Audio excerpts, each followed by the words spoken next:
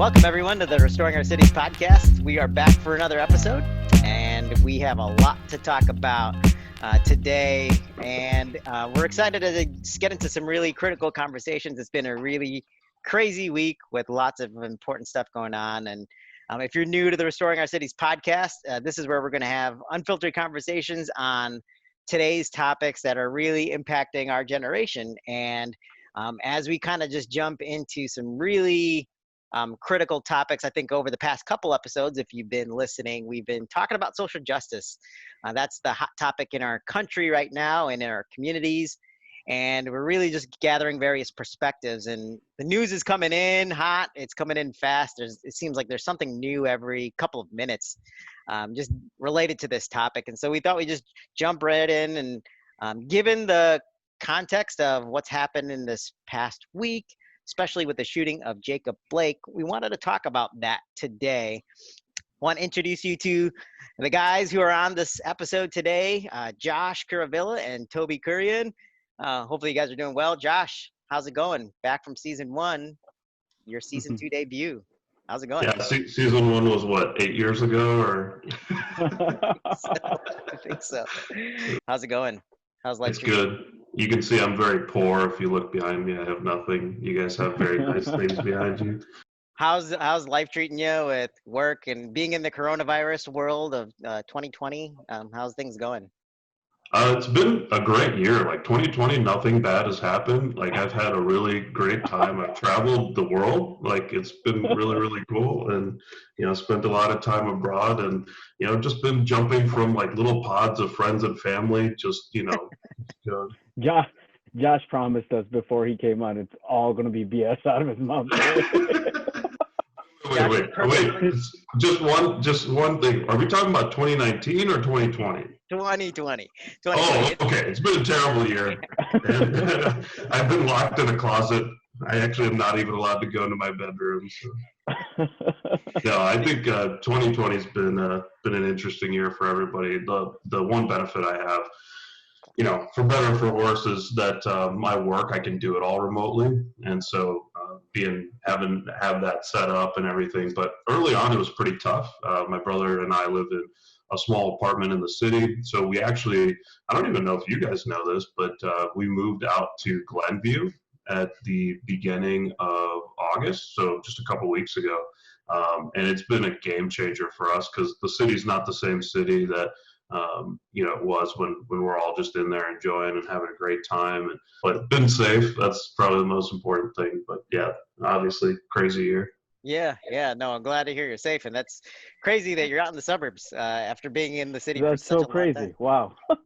Yeah, it's one of those things where I don't know that I get to fully process it. Maybe we could do that on another podcast, a therapist podcast for Josh. But we'll get on the couch set up for you. But it's like I lived in a city for 12 years, right? So I'm 30 now. Until I was 18, I was in the suburbs, and then 12 years in the city, and then it was like boom, out in the suburbs, and it's like you don't really get to like process it the same way. But. Crazy! I didn't realize that you have a minivan as well. I mean, you just did the whole transition. Yes, wife, kids. It's like I don't know if you know this, guys, but I got married, got a kid, and I moved to the suburbs. And I pay child support. I don't know why. I didn't have any other kids with anybody else, but I pay child support. So. Oh, that's rich. I mean, I wouldn't expect anything less. I'm glad you're there for your family, Josh. So, oh man. Well, Joe be in a scenario where he just doesn't even know how to run the podcast anymore. Yes, exactly. No, now we're back to old times. It's a cluster. Well, I'm glad that you are back, Josh, and glad that you're staying safe. I know it's crazy out there. Obviously, we don't get to see each other as much as we used to, just being a couple train stops away. But Toby, how's things going in New York? How are you guys, you and family, doing? Same old thing, right? It's the same thing everywhere. We're all home. We're all working from home. There's not too much to do. I mean, places are opening up now. Outside dining is, available. So. We get out as much as we can, Yeah. But it's still weird. It's still a whole different thing than we have ever faced before. So just taking it day by day, man. Yeah, I'm hoping one of these days we're actually gonna, open up this podcast and be like, how's everyone doing? And everyone's like, great. And they have some kind of Yeah, great right, story to share, but it's right. always like, well, this fire happened and this crazy situation happened. And I think that's part of the reason why I really wanted to just jump into the podcast today and talk a little bit about just the situation that's happening in Kenosha. And I think this really hit home. Not to say that, one incident is more important or anything like that than the other, but, when I saw the news here in Kenosha on national news, that's kind of crazy because it's Hmm.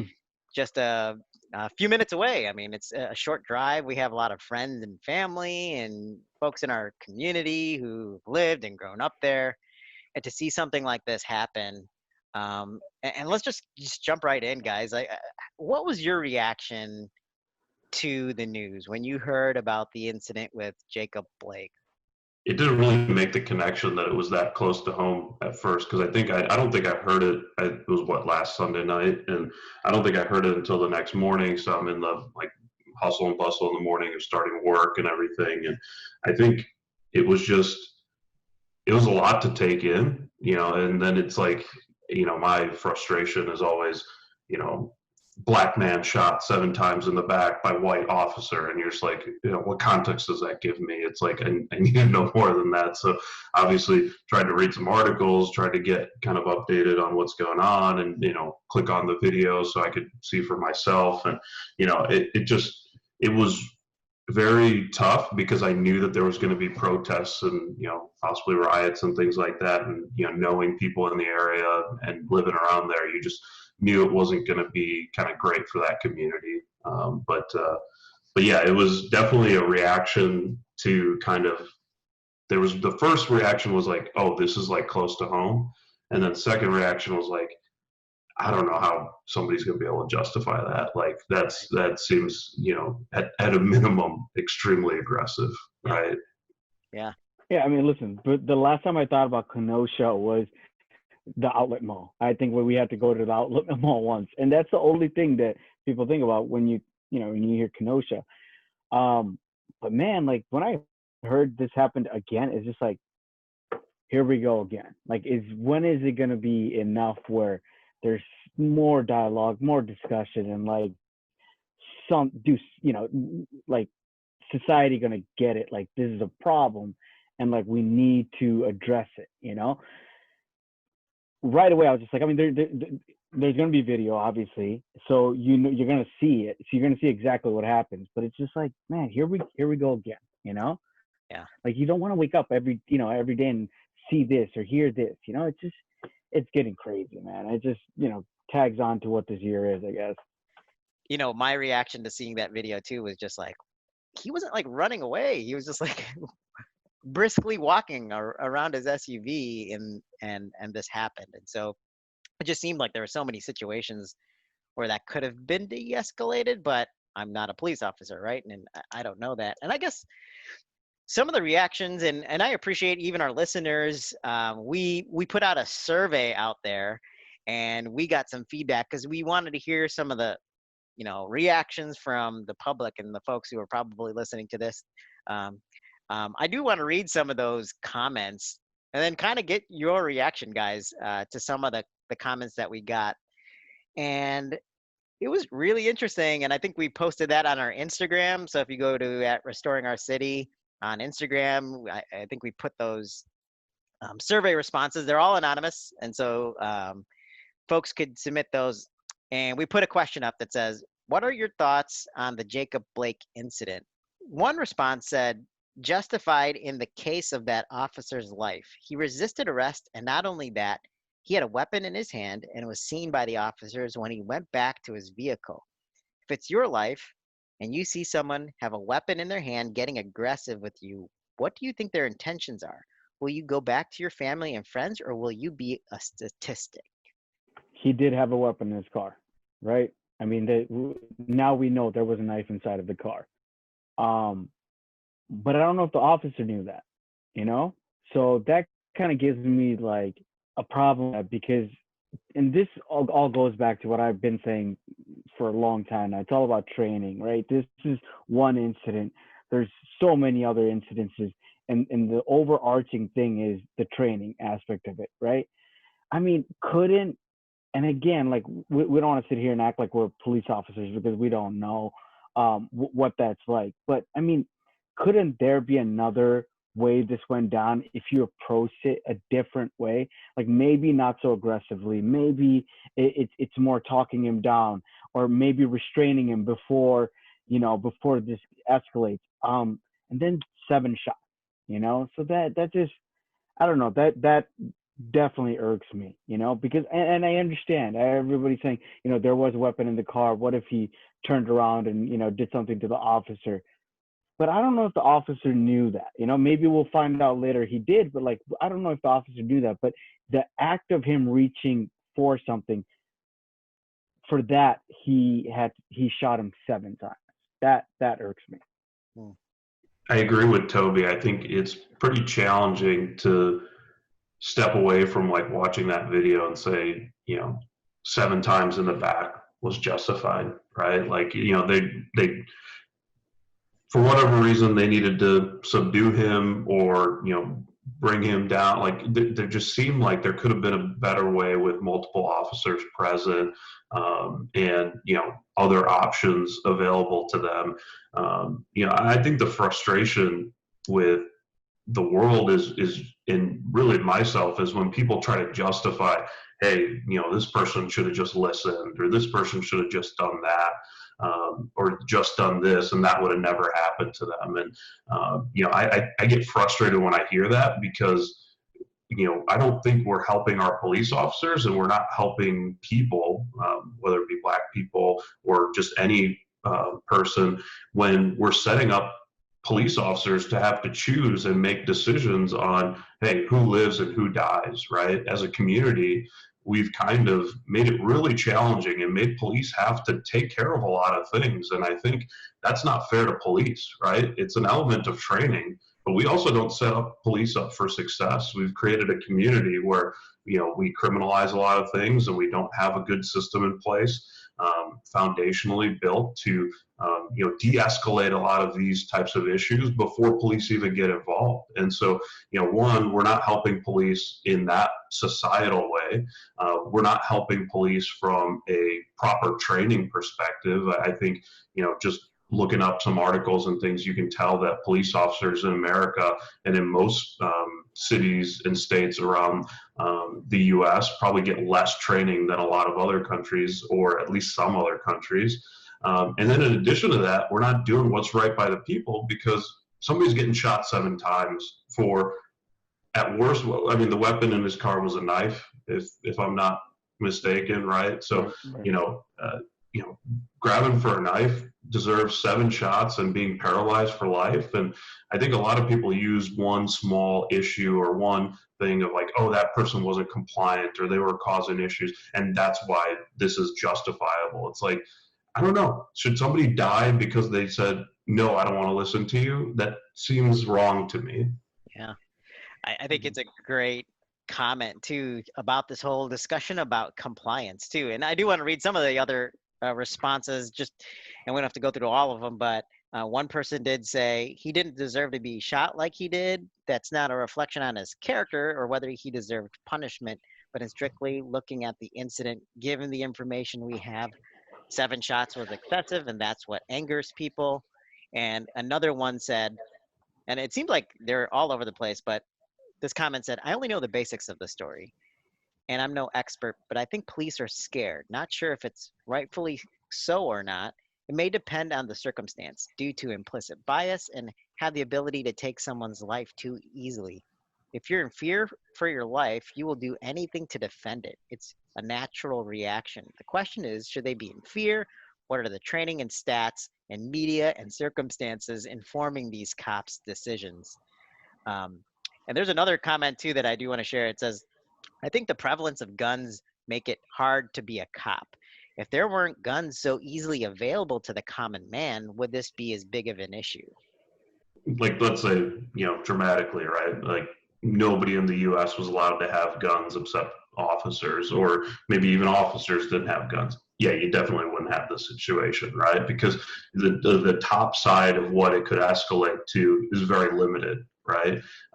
In comparison to like one single gunshot in one split second could, easily kill someone. And I think there is a true fear of that. I can't imagine what that feels like, but knowing that somebody reaches into a pocket or reaches into a car, or reaches into a glove box, and they could turn around and end your life. Like, I gotta imagine that police officers deal with that real fear every day. Like that can't be something that you walk around and just get used to. I can't imagine that.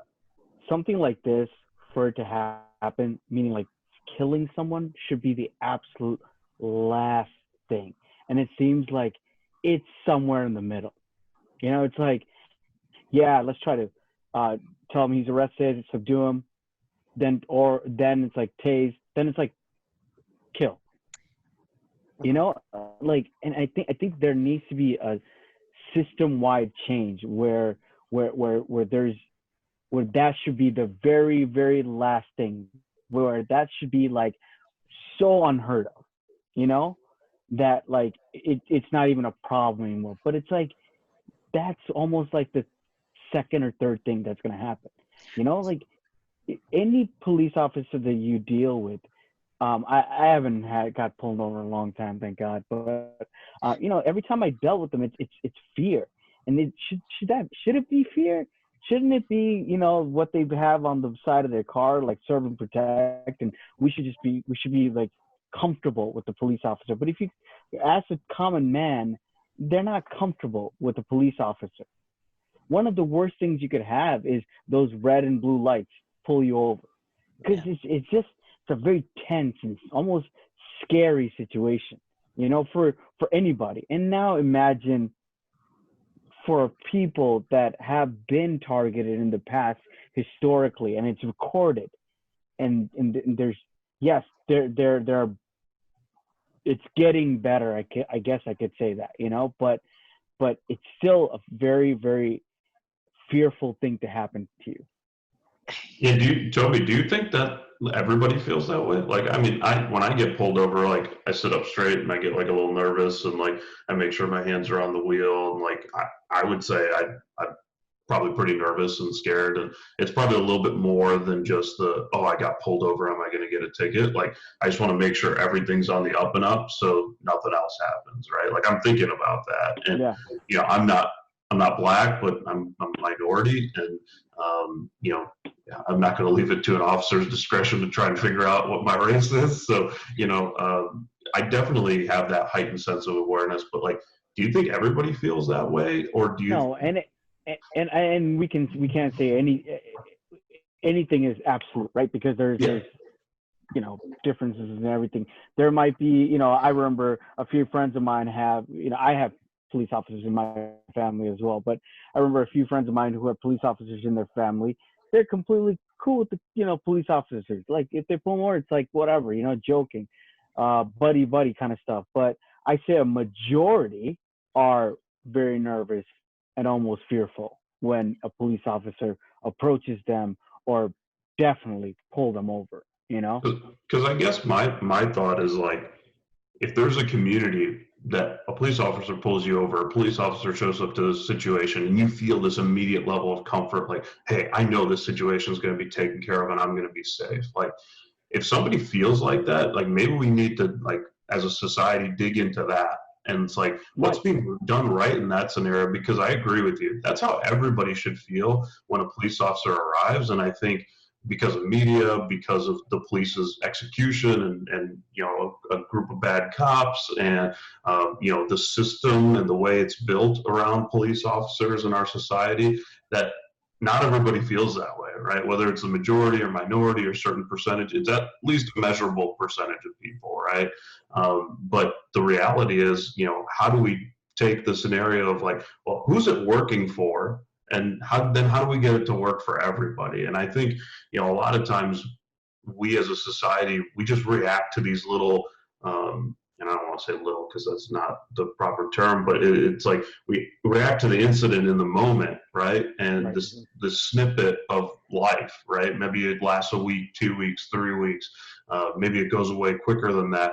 And then we just walk away. We don't, we got to learn something from this, right? Because, we don't want this to continue to happen. We don't want this fear to continue to go around. So I think the issue is there's been a lot of protests and a lot of riots, but nobody's listening to each other. Nobody's coming together to like solve issues. Do you think that's because we're still in the like problem acknowledgement phase of things, or do you think that's because nobody wants to solve anything? I think defining the problem too is part of the problem. Excuse Mhm. the like language, but it's like even when you talked about that, Toby, to say, killing someone should always be the last resort, and it doesn't seem to be the case. But is that always the case? This is not an overwhelming majority of the time that this happens, right? But it's escalated due to the fact that it's on video and it is becoming viral, and now it goes crazy, right? And so when we say things like, hey, police are always using this tactic, looks like it's a very small percentage overall. And so when we talk about, you know, police's response to this, is it truly a huge number of it? Is it really a systemic problem within the police department, or is this a small snippet of it? I mean, if one case is out of control, I think you need to handle it and you have to provide training and things like that. But to call it like an epidemic, I don't know if that's totally true. And I think going back to Josh's point, what is the problem? Yeah, I'm in the camp where I think one or two is still too much. You know what I mean? Yeah. Like, it's death. At the end of the day, it's death. It's taking somebody's life away, So if it's, I don't know, I heard that stat before, but I don't know the numbers, so I'm not going to comment on that. But it's, dude, one incident is too much. That's just too many. Whether it be, whatever percentage it is, my point is, I think that should almost never happen. There should be like, I don't know what the stat should be, but like, there should be like 1 in 10 years, something like that, because Right. It's just, you're at the end of the day, you're taking somebody's life away. And I understand from the police officer's point of view, it's just like, I heard this before from police officers, and it's like, I need to go home at night. I'm in a very dangerous spot the second I put the uniform on and I go out and patrol the street, whether it be the suburbs or whether it be the inner city. It's a very dangerous job, But to that, I think it goes back to training, and I think it goes back to policing. We need to look at policing in a new light. And I don't know exactly what that is. I like a lot of the ideas from, some of the progressives that are coming out, talking about, let's introduce social work within the police, within the police. And when you deal with the public, let's bring in, mental health, folks. Let's try to break it down to categories, things like that. I like those ideas. And I think for the modern era, we need to use the data that we have, because we do have a lot of data at this point, and change the system within. When something is a problem, we need to address it and resolve it. But I think some of the calls for, when we talk about defunding the police, there's calls for defunding the I hate police. that word, by the way, or that phrase. I wish it was something else, I swear. Because it sounds so aggressive, right? From the other side of the other side, if I heard that, if I was a police officer, if I was a someone who had family members who are police officers, if I heard defund the police, like that's automatically I wouldn't like it. You know what I mean? I wish it was something else, because it is something else. It's not just taking away, funding from the police. It's redistributing that funding to different places to help the police officers, to say that you guys are handling too much right now. It's like any company. It's like going to a top manager and saying, you're handling too much right now. Let us help you out with these, other folks that could take on the workload. But bad phrase, I think. I don't know.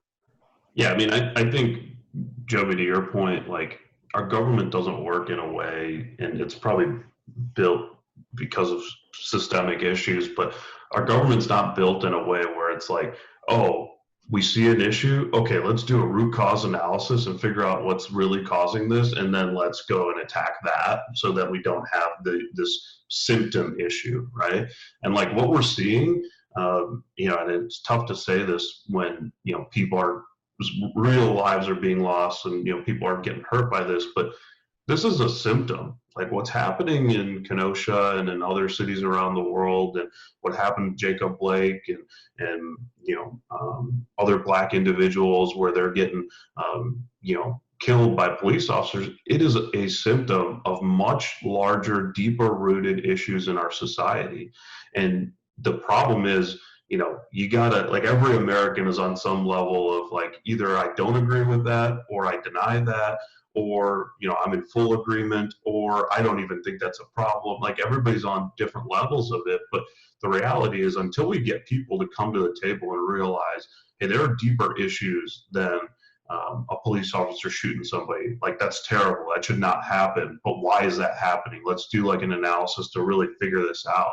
Right. And I think part of it is people not understanding, like, foundationally, where were we built from, right? Where the government is built on a concept of a social contract, right? It's built on this concept of the people give up certain rights and to the government, or not to the government, but as a community, it put in place a government that then is going to reinforce the rights that matter. So, like, hey, I don't want somebody to murder me, I don't want to murder anybody else, so we're going to say we're going to give up that right, that freedom, or whatever you want to call it, so that we'll install police and they'll protect us, right? But then when the government's not doing things properly, it's the responsibility of the people to either vote in new people or to overthrow that government. And so if we think about when the social contract or the Constitution was put into place, it's like, this was all written by white males. There was no female representation. There's no minority representation. And think about how much this country has changed since then. There's no more slaves.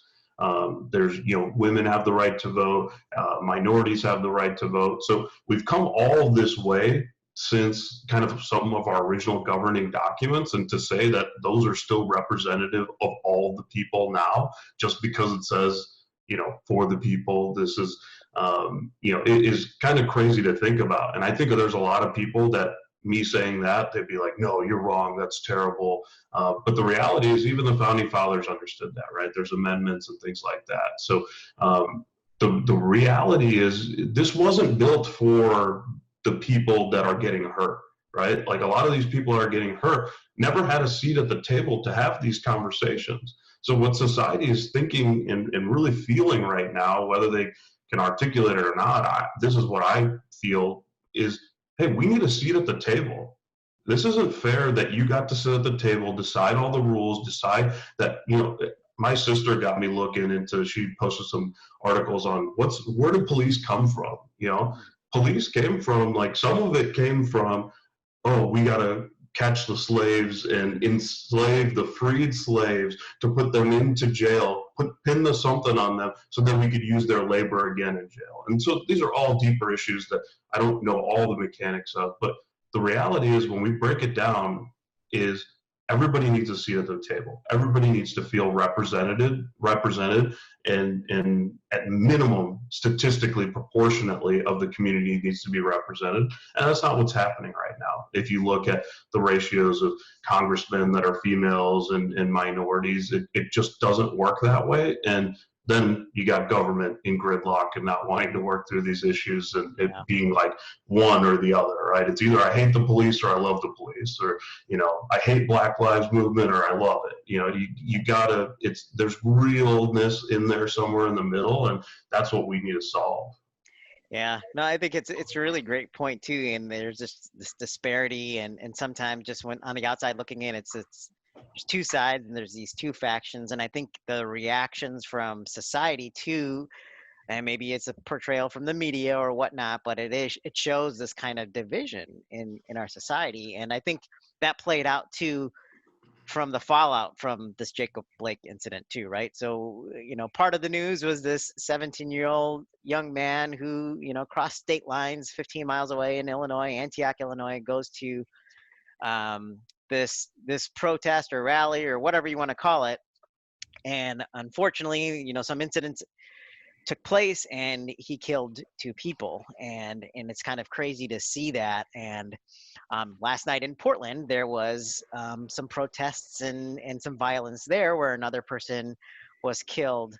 And so there's some violence that's happening as a result of this situation specifically, as well as the racial tension. So what did you guys think about that? And I mean, as far as, this incident with this young man, and now as a result of some of these actions, there's two people who are dead, and another person in Portland.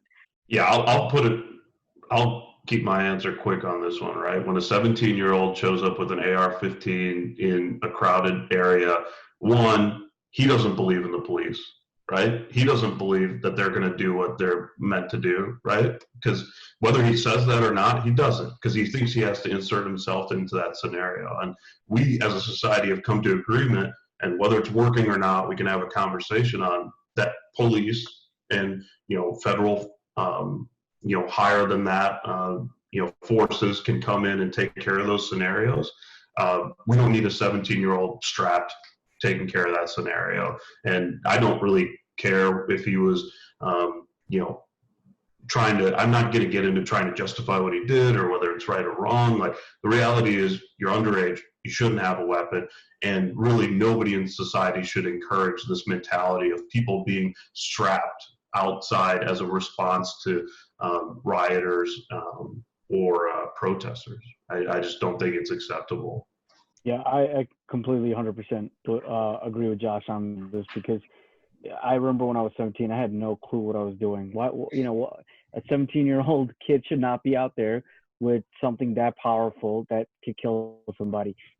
What was he going to protect? Stop. Like, that kind of stuff is just nonsense. I saw the video earlier today of him basically getting attacked by people. That's why that's why he shot, apparently. But either way, I don't care. A 17-year-old kid should not be doing that. And to Josh's point, people shouldn't be doing this. Like, what is this? The militia? Are we talking about the militia now? Is this the 1700s? Come on, guys. Like, that's ridiculous. Like, law and order needs to happen. People need to talk, and we need leadership. We need real leadership where we need to understand this is happening. This is a problem. There's people crying out for help, and our leaders need to step up and do something about it. Because if we don't, there's going to be a 17-year-old kid with the AR-15 going out and thinking that he's protecting something. I was listening to some of the on-the-ground reports from Kenosha, and, a reporter who went out there, she interviewed some people who were part of this, Facebook group, and they said, we actually support Black Lives Matter, but there's only 200 police officers in Kenosha, and they were being overrun. And so there was people lighting things on fire and all this kind of stuff. So even the amount of police, Kenosha, a small town, they don't have enough police. And so, justified or not, that's why a lot of these people went out there. Yeah, I mean, there's just systems we got to go about. Like, if we're getting to that point where the police are so strained that a 17-year-old, or maybe not even a 17-year-old, but somebody who has no experience, has a weapon, is going to be standing out there protect, like, that's just not a safe environment for anybody, right? Because we're already talking about police, need more training and to help them and to create a better scenario for everyone. And, I just don't know that that's ever going to be the solution. And I feel for times like that, because you need assistance, right? Like, you're dealing with just volume that you never anticipated, right? Like, Kenosha probably was never founded on and never anticipated like something like this happening, right? But then what do we do, Josh? Like, if I think part of fire, right? Well, I think the part of the problem is, like, we have solutions for these things, and this is tough because, like, there's people I go to my church that live in Kenosha, and like, we just got off like a Zoom call, and they're like, please pray for the area. Like, so it's like real fear for people. But like, if we break it down, and this is going to seem maybe a little emotionless, but like, how have we decided as a society and community that we're going to protect things? Like, how have we decided that? Like, what's the mechanism to protect a house or a car or a business? What is it? The reality is, it's insurance, right? Like, there's an actual solution for some of these things. And I looked up online, I was like, are these things covered events for insurance companies? Like, just if you're truly thinking, not the emotional aspect, but if you're just thinking, I got to replace my stuff or something like that. And for the most part, under insurance policies, these types of events should be covered. And so I have a really hard time when somebody goes and stands outside of their business with a gun, or, just aggressively, like, you're putting yourself in danger for your business, right? That means something to you. That's really important to you. But we have other ways of protecting things, right? And so what we're doing as a society is we're equating your things, your life, your experience to lives, like people dying, people maybe not being able to protest safely. And I have a really hard time, because if it was me, I would make sure I had all the right insurance policies, and I would stay the hell home. Like, that would be my experience, right?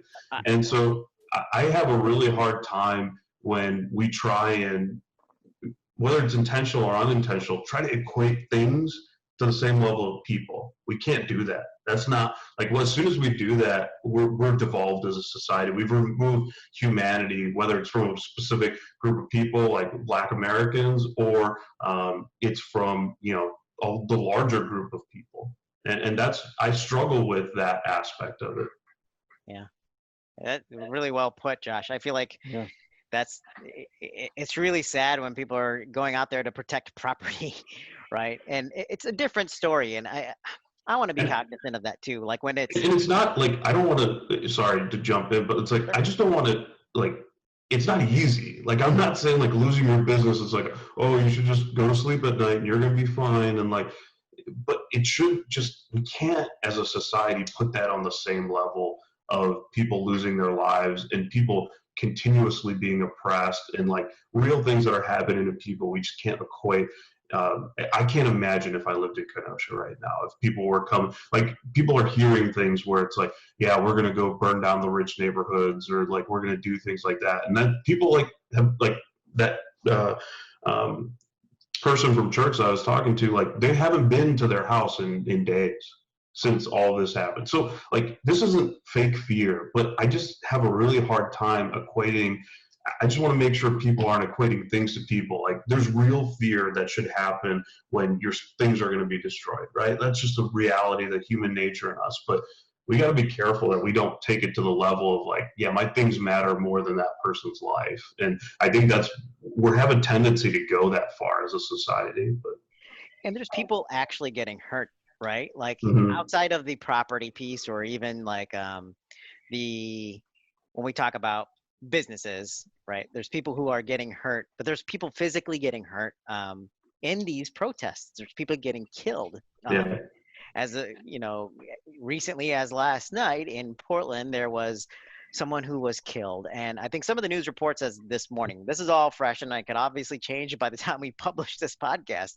But, this is, from all accounts, it was someone who was a Trump supporter who was killed and by somebody else. I'm not sure what their affiliations were, if it was related to the protest or not, but it was all within the downtown facility, and then somebody else got killed. I guess that's where my concern too is. It's like, people are actually dying. And I know looting isn't the problem and rioting isn't the main issue, but when does it get to a point where it is an issue? We can't ignore it. It's not like somebody just shoplifted. It is a problem with real consequences, and people are losing their lives. When do we actually talk about it? I don't know. It doesn't have the 400 years of history.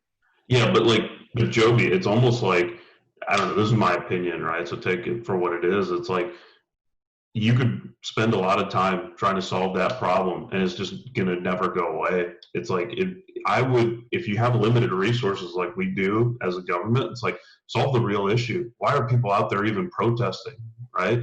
It's because nobody's listening to them. So make an active effort, publicize that, hey, we want to sit down, we want to listen to our community, and we want to have a conversation, and we want to identify representatives and have a real conversation in a safe environment.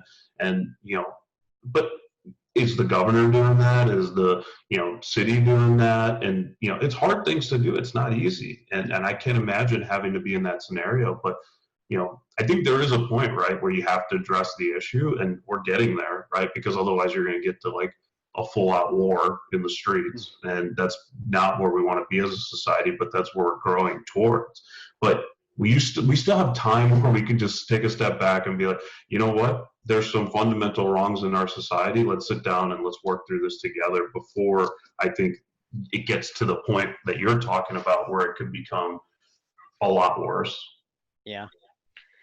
Yeah, I think we need to stop the whole us versus them mentality. I think we need to sit down, we need to talk to each other, you know, and understand things from both perspectives and understand that they're, you know, why are they feeling this way? Why, you know, and from both sides, like why? We'll get to the root cause of like what the problem is and then start making changes, because at the end of the day, we have to live together in this space.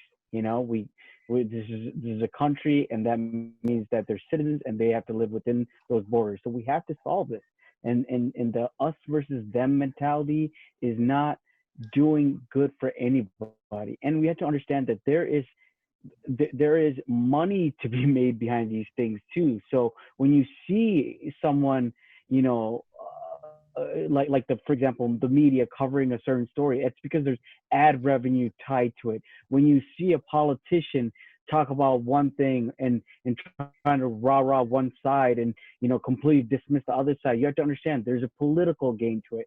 So we as people and individuals need to stop looking at systems and people and thinking that they are so high and mighty that we have to listen to them. We have to look through the lines. We have to read between the lines and understand that, you know, we're intelligent people, or, you know, we could sit down and talk to each other about it. And we need real leadership coming from the government, coming from, you know, all, you know, maybe the business leaders or whatever it is, like us talking it together. You know, these things need to happen because, you know, at the end of the day, like Josh was saying, like we need to figure this out before there is, you know, war on the streets.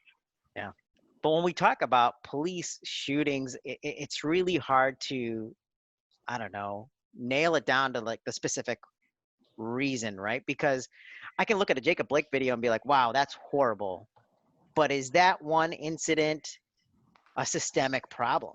And you know, I'll just give you an example. I mean, after that happened, and you know, I think we put out some surveys and things like that. I've gotten a bunch of random messages and people sharing videos, and somebody shared a video with me with, you know, two cops tried to arrest someone and they tased him, and the guy fought back and grabbed a gun and shot both police officers and went away. And that's one incident. And they look at incidents like that and they can show me every other example under the roof that shows, well, this is what cops have to deal with. Are you saying that this is a systemic problem as well? And it's, you know, really hard for me to kind of explain that too when you see that incident and then another incident, but one side says, well, this is an epidemic now. This is crazy. This is happening, but the numbers don't seem to jive. It's hard, like when you're trying to pinpoint the problem, but then how can you say this is an epidemic? Because I'm hearing that word, right? Like this continues to happen. This is always happening. This is always happening. And I agree, one is too much. Like when somebody says defund the police, I saw Chance the Rapper tweeted the other day, abolish the police. And I was like, huh? Like, wait, what do you do then? Like, what about all the benefits that the police do? Right. And I'm playing devil's advocate because I don't think, you know, one incident is enough. We need reform. We need to hold people accountable. Like, let's make real change there. But did you just throw away a whole system? Yeah, I don't agree with Chance the Rapper on that. I think we need to fix the system. Yes, and also going back to the numbers, are we looking at like today? Are we looking at 2020? Are we looking at 2019? Or are we looking at 400 years of this? You know what I mean? So people could say like, you know, this seems to be, you know, not an epidemic, but I think historically it has been, and it's obvious slavery. You know, after that, like Josh was saying earlier, you know, policing was used for very racist and violent incidences, and there's been documented cases of police officers and whole departments just kind of turning a blind eye to horrific things. So when I hear the numbers, yeah, you might be right now because things are, you know, in my eyes at least, getting better historically. But like it has been happening for so long that the people that we're talking about had grandfathers that had, had to deal with it, great grandfathers, brothers, sisters, all over. So, yeah, maybe that number might not be it, but it's rooted inside a society, inside a people, and I think that's a big problem. Yeah, I mean, I hear what you're saying too, and I'm not even denying. I feel I 100% agree with you. But like when people are calling for change, like when Josh, you eloquently said, and described our government and the way we are calling for change, we can't just go out to like the steps of Congress and say, "Hey, can you guys end racism, please?" All right, thanks. Right? It's like there's got to be some tactical. And that's where I think I agree with what you're saying, right? Like you can't just like at some point, if we're talking about fixing the government, if you're talking about overthrowing the government, then there's a completely different way to do it, right? Then we go back to arming yourselves and doing all that stuff. But I don't think that's what any of us are talking about. But if you're talking about changing the government, modifying the government, unfortunately, you have to do it through the current mechanics, right? Because you can't just jump in to the highest level unless you can convince the electoral college to throw you in there to change things. And even then, we have checks and balances, right? So we need kind of folks at every level that believe in making a society that's more, equal or equitable, but the reality is it's voting. It's getting people in the right local offices. And even if you look at, like, I'll use the sports as an example, the NBA, right? They did their 2-day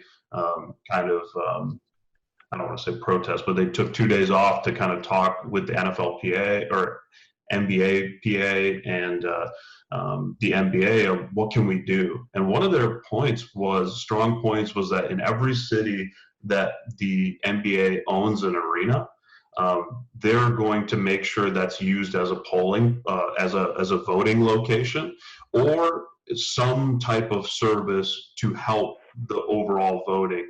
And think about it, mass arenas being used for voting in a time where we have to be socially distant.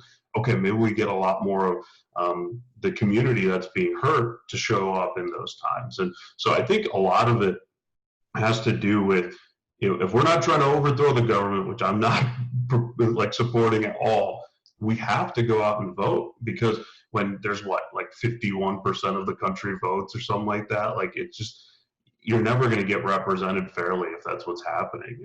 And that's really what it boils down to.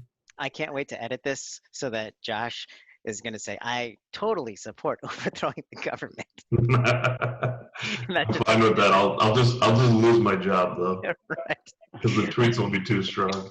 Right. No, I mean, I think that's actionable change, right? Like that's concrete actions, which I loved seeing that too, from the NBA. And just the fact that the NBA suspended play and like stopped playing during the playoffs and teams walked away.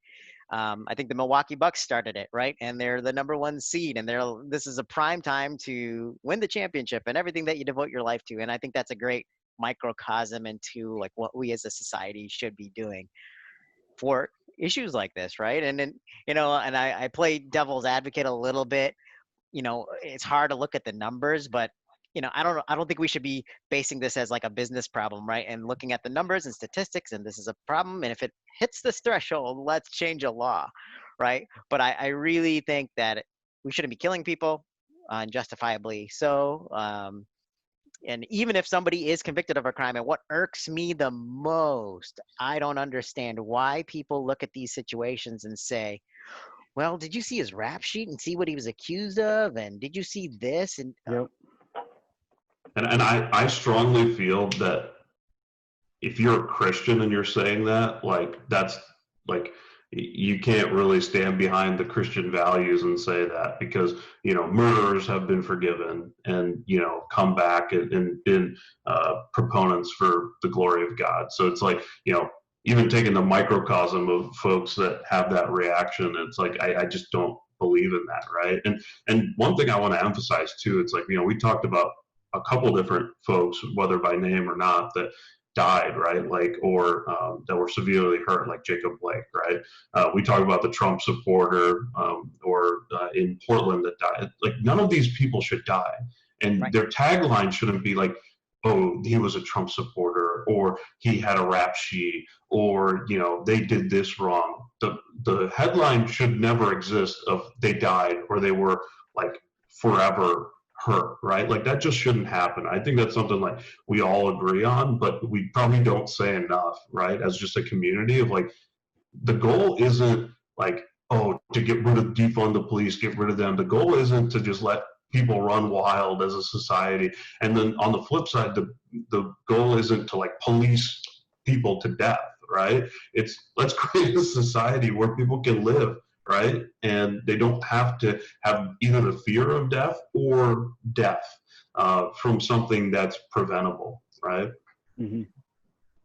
It's such a basic concept, right? Like, I don't But want. it's like sometimes I feel like we just forget it, right? Yeah, it's true. It's true. I don't want people to die. I want people to be able to protest. And I want you to be able to speak your mind on anything. But even at the same time, while you protest, I don't want you to burn things down. I want it all. Like, I want my cake and eat it too, right? Like, and that shouldn't, there's these, I don't know, these silos that people try to put you in. If you say, well, Yep. you know, I really don't like looting. Oh my God, you don't support the Black Lives Matter. Right. No, I mean, Like, no. we've always said that, you know, there's conversations that need to take place. But how do you think some of these conversations that throw in kind of a mix of opinions can really spur people to take action? Is there anything that we can do to help convince people to stop being so extreme in perspectives? Or how can we get a little bit more of a mixed bag of people objectively looking at a situation? I don't know if there's an answer for that, but I think what we're doing and what other folks are doing, just talking to each other, explaining ideas, understanding things from other people's perspective, those are helping. I think that will help, but other than that, like, I don't think there's like a cookie cutter answer for any of this. I think this is just, you know, things that we have to keep speaking on and speaking about and praying on. I think that's the most important thing right now. I think these conversations are, this again, in my opinion, is most helpful to move the apathetic, right? To move the group of society that's just like, it doesn't really affect me, or it doesn't, have that big of an impact on me, or I don't see that, or I'm not black, or I'm not a minority, my life's going pretty well, but I'm not heavily trenched in kind of the opposing view, whichever side you're on. And so I think these conversations help activate that middle chunk of people that our society has kind of just allowed to be apathetic, right? Because, it just allows people just to be kind of numb or neutral to a lot of positions. And, whether that's the Republican that didn't vote in an Obama election, or the Democrat that didn't vote in, when Trump got elected, or, whichever side of it you're on, it's hopefully this gets that stale middle to move.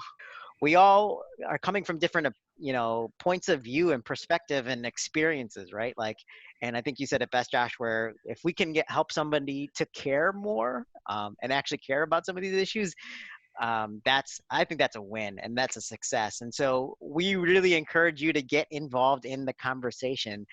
Share comments on our posts on Instagram or Facebook or Twitter or wherever it is. And you can watch the recording of this on YouTube as well, but get engaged in the conversation. We'd love to hear your feedback. I know we put a survey out there, but direct message us, share your thoughts and opinions. If it's one way, we are here to listen. We want to hear those perspectives. I think we saw quite a wide range of that from our survey. So guys, I appreciate you jumping on today. I think this is a really important conversation that just doesn't end here. But I'm hoping it influences others to really care about these issues. If you are in the middle and you are unsure of which way to go, I hope this starts to help you think about this and research this and start to look at not just statistics, but the personal stories of how this is actually impacting people in your community. This is not isolated anymore. So thanks again for listening. Please follow and subscribe on Spotify, Apple Podcasts, Anchor. You can watch our video on YouTube as well. and follow us on social media. And we'll be happy to engage in the conversation and continue. So thanks again for listening, and we will talk to you on the next episode. Joby, can I do the YouTube specific outro? Make sure you like, comment, and subscribe. Punch that notification bell, and we'll see you next week.